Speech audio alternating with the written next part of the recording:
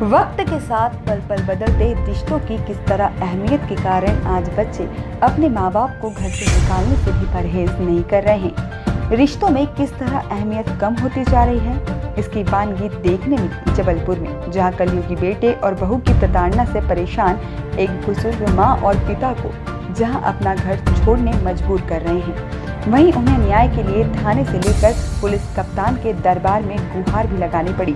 बावजूद उसके बुजुर्ग दंपत्ति को कहीं से कोई न्याय नहीं मिल सका है। उलट उसके कलयुगी बेटे बहू का आतंक दिनों दिन बढ़ता जा रहा है।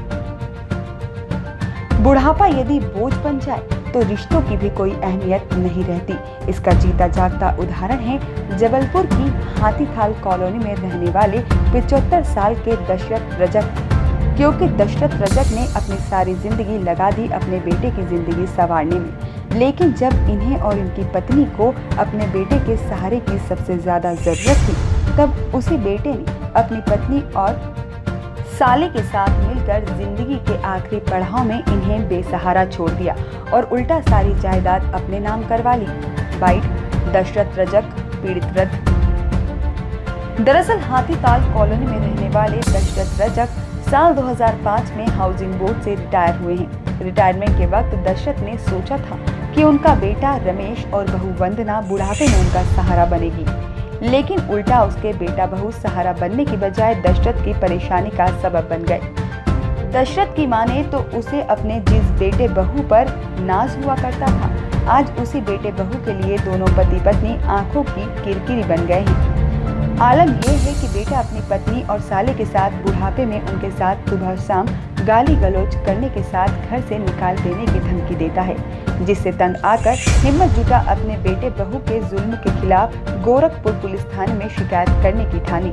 लेकिन दशरथ की थाने में पुलिस ने एक न सुनी, जिसके बाद दशरथ ने जबलपुर पुलिस के मुखिया से गुहार लगाई। बावजूद उसके पीड़ित दशरथ को न्याय तो नहीं मिल सका, उल्टा दशरथ की परेशानी और बढ़ गई। दवाई खिलाई, फिर हम SP ऑफिस गए, कलेक्ट्रेट ऑफिस गए, पुलिस थाने गए और हमारा पूरा पैसा बैंक से निकाल लिया और आए दिन गाली बकता रहता है।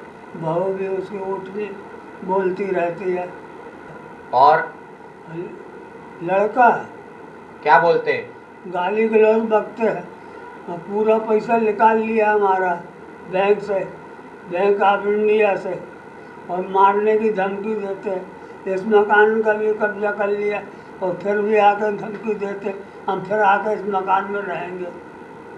कभी नजदीकी थाने में शिकायत करी है आपने? हाँ, SP ऑफिस में भी शिकायत की हमने, कलेक्ट्रेट भी गए हैं।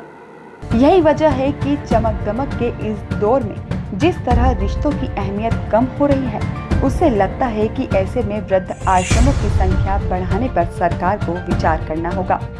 पोस्टर न्यूज़ के लिए जबलपुर से रोहित नायर की रिपोर्ट।